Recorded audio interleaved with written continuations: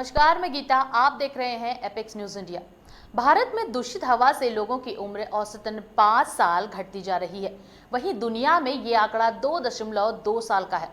हवा ही नहीं, हमारे जल स्रोत भी जबरदस्त है, औद्योगिक प्रदूषण के शिकार भी है। इसका खामियाजा जल संकट और बीमारियों के रूप में आम लोग झेल रहे हैं। आइए इसी मुद्दे पर देखते हैं एपेक्स न्यूज इंडिया के लिए अवधेश पाठक की ये स्पेशल रिपोर्ट। शिकागो यूनिवर्सिटी की एयर क्वालिटी लाइफ इंडेक्स में दावा। लोगों की उम्र घटा रहा है एयर पोल्यूशन। गंदी हवा से भारतीयों की उम्र 5 साल घट रही। सबसे प्रदूषित दिल्ली में ये आंकड़ा 2 गुना। रिपोर्ट में दावा, भारत ने दुनिया में बढ़ाया प्रदूषण। हर फिक्र को धुएं में उड़ाता चला गया, मैं जिंदगी का साथ निभाता चला गया।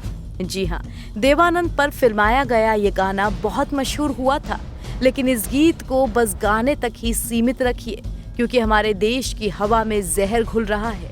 इस धुएं पर हम सबको फिक्र करनी होगी, वरना जिंदगी का साथ नहीं निभा पाएंगे। पिछले कुछ सालों में वायु प्रदूषण एक बड़ी समस्या बनकर उभरा है। ये नई नई बीमारियों का कारण तो बन ही रहा है, लोगों की उम्र भी घटा सकता है। आलम यह है कि खराब एयर क्वालिटी की वजह से उत्तर भारत में लोगों की उम्र 9 साल तक कम हो सकती है। ये चिंताजनक तस्वीरें सामने आई हैं शिकागो यूनिवर्सिटी के एलर्जी पॉलिसी इंस्टीट्यूट की एक रिपोर्ट में। इस वायु गुणवत्ता जीवन सूचकांक रिपोर्ट के अनुसार देश में 48 करोड़ यानी कुल जनसंख्या के करीब 40% लोग गंगा के मैदानी क्षेत्रों में रहते हैं, जहां प्रदूषण का स्तर बहुत अधिक है। इन लोगों की उम्र 9 साल तक कम हो सकती है। अमेरिका की शिकागो यूनिवर्सिटी ने अपने सालाना एयर क्वालिटी लाइफ इंडेक्स में कहा है कि भारत की पूरी 1.3 अरब आबादी गंदी हवा में सांस ले रही है। वहीं 63% लोग ऐसे हैं जो बेहद खतरनाक वायु प्रदूषण का शिकार बन रहे हैं। पूरे देश में हवा का स्तर विश्व स्वास्थ्य संगठन के सुझाए गए स्तर से काफी खराब है। इंडेक्स के मुताबिक दिल्ली दुनिया का सबसे प्रदूषित शहर है। वायु प्रदूषण के कारण यहाँ रह रहे लोगों के जीवित रहने की संभावना 10 साल तक घट गई है। वहीं आने वाले समय में लखनऊ की आबादी की औसत उम्र 9.5 साल घट जाएगी। इसके अलावा बिहार, चंडीगढ़, हरियाणा, पंजाब, उत्तर प्रदेश और पश्चिम बंगाल के हालात भी बेहतर नहीं हैं। हवा इसी तरह खराब होती रही तो यहाँ पर 51 करोड़ लोगों की उम्र में करीब 7.6 साल की गिरावट आएगी। रिपोर्ट्स की माने तो साल 2013 से ही दुनिया में प्रदूषण बढ़ाने के पीछे सबसे बड़ा हाथ भारत का है। वैश्विक स्तर पर देश में 44% प्रदूषण बढ़ाया है। रिसर्च के अनुसार प्रदूषण में 25% कमी भी भारतीयों की औसत उम्र में 1.4 साल जोड़ देगी।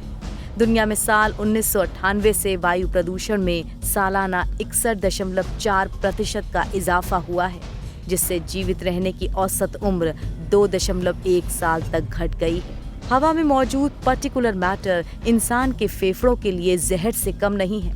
इस रिपोर्ट में PM 2.5 की जांच की गई है।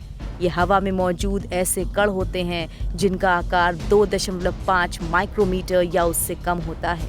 इसकी वजह से समय से पहले ही मौत भी हो सकती है।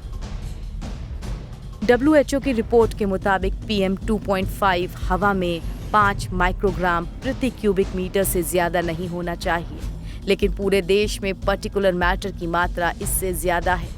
रिपोर्ट में कहा गया है कि वायु प्रदूषण के बाद भारत में कुपोषण से औसत उम्र 1.8 साल और स्मोकिंग से औसत उम्र 1.5 साल कम हो जाती है। चिंता की बात यह है कि वायु प्रदूषण गंगा के मैदानी इलाकों से आगे मध्य प्रदेश और महाराष्ट्र जैसे राज्यों में भी फैल गया है, जहां खराब एयर क्वालिटी इंडेक्स की वजह से लोगों की उम्र 2.5 साल से 2 साल 9 महीने तक कम हो सकती है। रिपोर्ट के अनुसार उत्तर भारत में वायु प्रदूषण का स्तर दुनिया के खतरनाक प्रदूषण स्तरों में से है। 2019 में ये चरम पे था। उस दौरान औसत पर्टिकुलर मैटर का स्तर 70.3 माइक्रोग्राम प्रति क्यूबिक मीटर था, जो विश्व स्वास्थ्य संगठन के मानकों से 7 गुना ज्यादा है। गंगा के मैदानी इलाकों में हालात और भी ज्यादा खराब हैं, जहां 48 करोड़ लोग नियमित रूप से प्रदूषण के उस स्तर में सांस लेते हैं जो यूरोप और उत्तरी अमेरिका में पाए जाने वाले खतरनाक प्रदूषण से भी अधिक है। रिपोर्ट्स में दावा किया गया है कि यदि भारत, पाकिस्तान, बांग्लादेश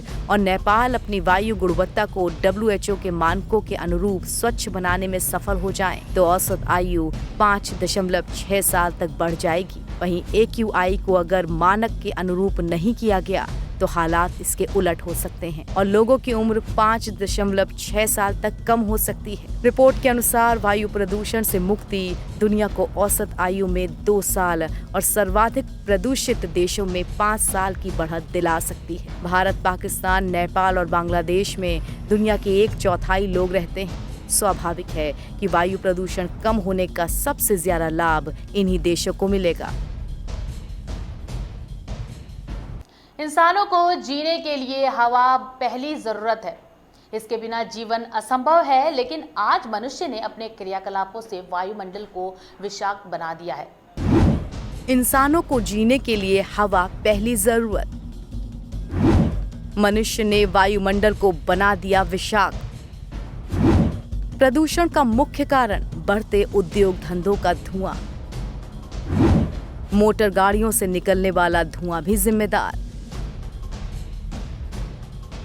इंसानों को जीने के लिए हवा पहली जरूरत है, इसके बिना जीवन असंभव है। लेकिन आज मनुष्य ने अपने क्रियाकलापों से वायुमंडल को विषाक्त बना दिया है। इससे दिल्ली और NCR सहित उत्तर भारत के कई नगरों में हवा इस हद तक प्रदूषित हो गई है कि लोगों द्वारा सांस लेना मुश्किल हो गया है। इस वायु प्रदूषण का प्रभाव मानव वर्ग तक ही सीमित नहीं है, जीव जंतु, पेड़ पौधे भी इसके शिकार हैं। इस प्रदूषण का मुख्य कारण बढ़ते उद्योग धंधों के साथ मोटर गाड़ियों से निकलने वाला धुआं है। दिवाली पर पटाखों का धुआं भी हवा को जहरीला बना रहा है। इसका एक कारण पंजाब, हरियाणा और उत्तर प्रदेश के किसानों द्वारा अपने खेतों में धान के अवशेषों का जलाना भी है। इसके अलावा नगर निगमों द्वारा कूड़े का ढेर भी जलाया जाना है। उत्तर प्रदेश में प्रदूषण बाकी भारत के मुकाबले 3 गुना तक अधिक जानलेवा है। इसके कारण गंगा के मैदानी इलाकों में रहने वाले लोगों की औसत आयु 7 साल तक कम हो गई है। यहाँ देश की 48 करोड़ से अधिक आबादी या भारत की करीब 40% जनसंख्या निवास करती है। एयर क्वालिटी लाइफ इंडेक्स के अनुसार भारत अगर राष्ट्रीय स्वच्छ वायु कार्यक्रम के लक्ष्यों को हासिल कर लेता है और मौजूदा प्रदूषण में 25% की कटौती कर लेता है तो भारतीयों का औसत जीवन करीब 1.3 साल बढ़ जाएगा। मनुष्य के जीने के लिए हवा में ऑक्सीजन का होना बहुत जरूरी है। इसके बिना हम जी नहीं सकते। ऑक्सीजन हमें पेड़ पौधों और वृक्षों से मिलती है। इसीलिए हर नागरिक का ये कर्तव्य है कि वायु प्रदूषण को रोकने के लिए वृक्ष लगाएं और उनकी रक्षा भी करें। इसके साथ साथ प्रदूषण फैलाने वाले उद्योग धंधों के खिलाफ आवाज उठाएं। दीपावली पर अंधाधुंध पटाखों को दागने वालों के खिलाफ माहौल बनाएं। वायु प्रदूषण के कारण इंसानों के साथ साथ फसलें भी प्रभावित हो रही हैं। लहलहाते खेत सूख रहे हैं, पैदावार कम हो रही है, फल सब्जियों के स्वाद में अंतर आ रहा है। वायुमंडल में व्याप्त धूल और धुएं के कारण पौधों को प्रकाश की वांछित मात्रा नहीं मिल पा रही है, जिससे उनका पूर्ण विकास नहीं हो रहा है। प्रदूषण से पत्तियों पर धब्बे पड़ जा रहे हैं। इससे पत्तियां मुरझाने लगी हैं और फूल खिलने से पहले ही गिरने लगे हैं। एक अध्ययन के अनुसार मिर्जापुर में सीमेंट कारखानों के निकटवर्ती क्षेत्रों में पौधे नाटे, पत्तियां छोटी, बालियां अविकसित और दाने अपुष्ट पाए गए। बहुत से क्षेत्रों में आम की फसलें अत्यधिक प्रभावित हुई। देश में हर 8 में से 1 व्यक्ति की मौत वायु प्रदूषण के कारण हो रही है। वक्त आ गया है कि साफ हवा के लिए केंद्र और राज्य सरकारें मिलकर काम करें और कुछ कड़े कदम उठाए जाएं। यदि ऐसा नहीं किया गया तो आने वाले दिनों में हमें सांस लेने के लिए शुद्ध हवा का मिलना मुश्किल हो जाएगा और लोग बड़े पैमाने पर दमा, टीबी सहित कई तरह की गंभीर बीमारियों के शिकार होंगे। पूरी दुनिया में उपलब्ध कुल पानी में से महज 0.6% ही पीने लायक है, जो नदियों, तालाबों, झीलों में ही मौजूद है। बावजूद इसके ये जल स्रोत जबरदस्त औद्योगिक प्रदूषण के शिकार है। भारत में गहराता जा रहा है जल संकट। प्रदूषण की वजह से जहर पी रहे हैं हम। बारिश का आधा पानी बचाने से दूर हो सकती है प्यास। प्रचंड गर्मी सतह से चुरा लेती है साफ पानी। प्रदूषण की मनाही के बावजूद घूंट भर पीने लायक नहीं गंगा का पानी। देश में 17% जल स्रोत गंभीर रूप से प्रदूषित। हवा ही नहीं, पानी की सेहत भी खराब है। जल स्तर तो कम हो ही रहा है, जो है उसको हम पीने लायक नहीं छोड़ रहे।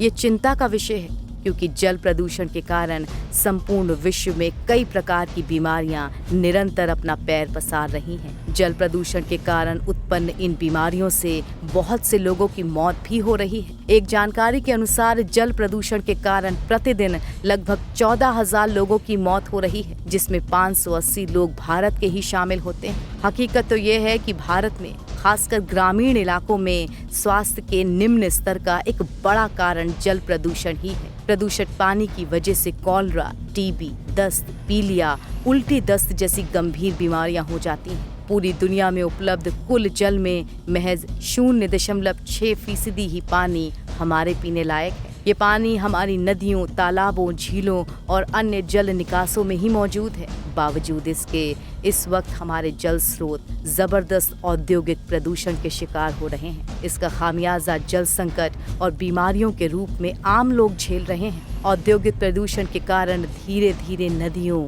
तालाबों, झीलों और टैंक में उपलब्ध पानी खतरनाक रसायनों के मिश्रण का घोल बन रहा है। अगर कहें कि घूंट घूंट में जहर है तो अतिशयोक्ति नहीं होगा। उद्योग धंधों से निकलने वाला अपशिष्ट जल प्रदूषण का सबसे बड़ा कारण है। लुगदी एवं कागज उद्योग, चीनी उद्योग, चमड़ा उद्योग, वस्त्र उद्योग, शराब उद्योग, औषधि निर्माण उद्योग, रासायनिक उद्योग इत्यादि से बहुत ही अधिक मात्रा में अपशिष्ट निकलते हैं। ये अपशिष्ट नालियों और सीवरों के माध्यम से बहकर नदियों में गिरते हैं। इन अपशिष्टों में अनेक तरह के अम्ल, क्षार, लवण, तेल, वसा, आर्सेनिक, साइनाइड, पारा, सीसा, तांबा, लोहा इत्यादि विषैले रासायनिक पदार्थ विद्यमान रहते हैं, जो जल में मिलकर जल को विषैला एवं प्रदूषित बनाते हैं। ये हानिकारक औद्योगिक अपशिष्ट बिना संशोधित किए मुख्यतः नदियों में फेंक दिए जाते हैं। भारत में गंगा और यमुना जैसी पवित्र नदियां औद्योगिक अपशिष्ट बहिस्राव के कारण ही सबसे अधिक प्रदूषित हैं। केंद्रीय प्रदूषण निर्माण बोर्ड ने अपने अध्ययन में कहा कि देश की 323 नदियों के 351 हिस्से प्रदूषित हैं। इसके अलावा 17% जल निकाय गंभीर तरीके से प्रदूषित है। उत्तर से लेकर दक्षिण तक औद्योगिक जल प्रदूषण की शिकायत एक जैसी हो चली है। जहां दक्षिण की नदियां और जल निकाय तेजी से प्रदूषित हो रहे हैं, वहीं उत्तर प्रदेश, हरियाणा, आंध्र प्रदेश व गुजरात में औद्योगिक प्रदूषण की मार सबसे ज्यादा है। केंद्रीय वन एवं पर्यावरण मंत्री ने भी हाल ही में अपनी रिपोर्ट में इस बात की पुष्टि की कि नदी, तालाब, झील और टैंक तेजी से प्रदूषित होते जा रहे हैं। उत्तराखंड से चलकर यूपी, बिहार, झारखंड, पश्चिम बंगाल का सफर तय कर बंगाल की खाड़ी तक जाने वाली राष्ट्रीय नदी गंगा भी जगह जगह औद्योगिक और घरेलू प्रदूषण का शिकार है। सीपीसीबी के मुताबिक करीब 2500 किलोमीटर की लंबाई में 50 से अधिक हिस्सों में गंगा प्रदूषित है। वहीं सरकार की ओर से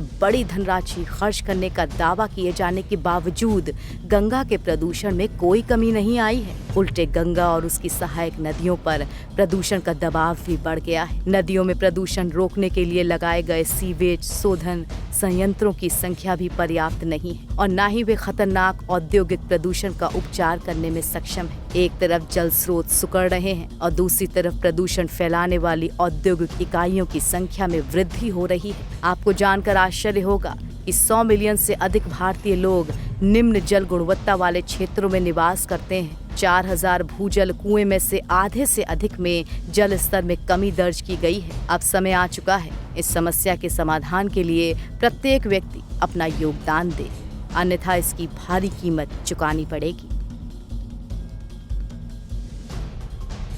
आप देख रहे थे एपेक्स न्यूज इंडिया की स्पेशल रिपोर्ट। जल्द हाजिर होंगे एक और स्पेशल कार्यक्रम को लेकर। तब तक के लिए मुझे दीजिए इजाजत और आप देखते रहिए एपेक्स न्यूज इंडिया, सिर्फ सच के साथ।